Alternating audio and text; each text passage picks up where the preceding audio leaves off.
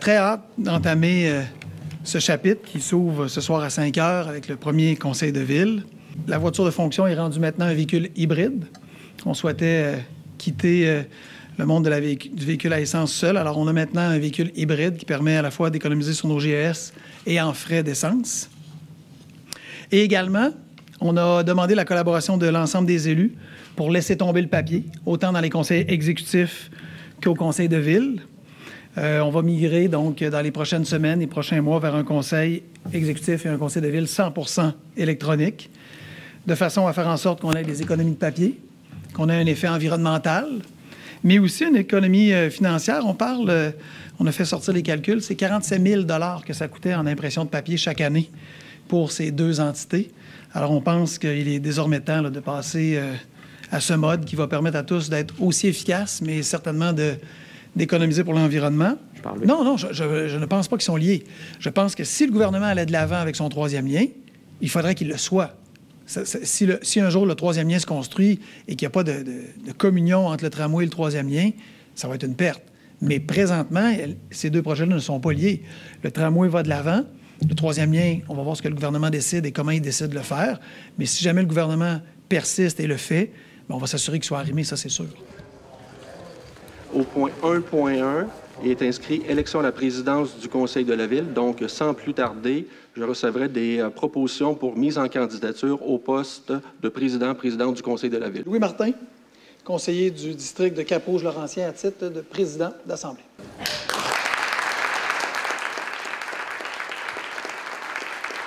Bienvenue à ce premier conseil de ville suite à l'élection du 7 novembre. Je présume que vous êtes tout aussi fébrile que moi, donc on va avoir une belle soirée, je pense, ensemble.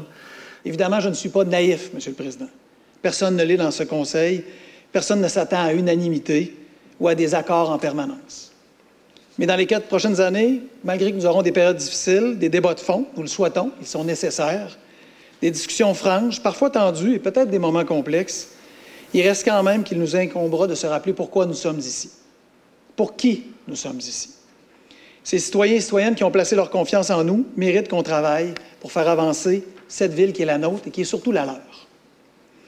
Et finalement, en ce qui a trait aux générations futures, je leur dis d'entrée de jeu, ces lieux sont porteurs d'une histoire qui pose un regard sur nous, non seulement sur nos agissements, mais également sur notre bilan, mais aussi sur ce que nous leur léguerons. Les décisions qui seront prises ici au cours des 4 prochaines années auront un impact majeur sur la suite des choses, sur la capacité à positionner Québec sur la scène internationale comme un acteur crédible dans la lutte au changement climatique. Il nous faudra faire preuve d'audace. Bruno Marchand est le premier maire de Québec né après la Révolution tranquille. Et avec son arrivée, on peut penser que c'est une nouvelle ère qui commence à Québec et que l'ensemble du conseil reflète combien de trentenaires, combien de quarantenaires, combien de parents de jeunes enfants sommes-nous en cette enceinte. Et je pense que libérer de certaines vieilles querelles du passé, je pense que dans une ambiance qui était parfois un peu plombée par les affrontements entre les anciennes villes, je pense que maintenant, on peut parler du futur de Québec qui se met en marche. Et moi, je suis très content, comme tous mes collègues, de pouvoir m'inscrire là-dedans. Merci, M. le maire. Pour ma part, à titre de chef de Québec 21, je vous affirme à nouveau, M. le Président, que nous avons un objectif commun, soit le bien-être des citoyens. Il se peut que nous ne soyons pas toujours d'accord, il se peut, mais soyez assurés que nous le ferons dans un climat respectueux et en toute représentation démocratique de nos citoyens.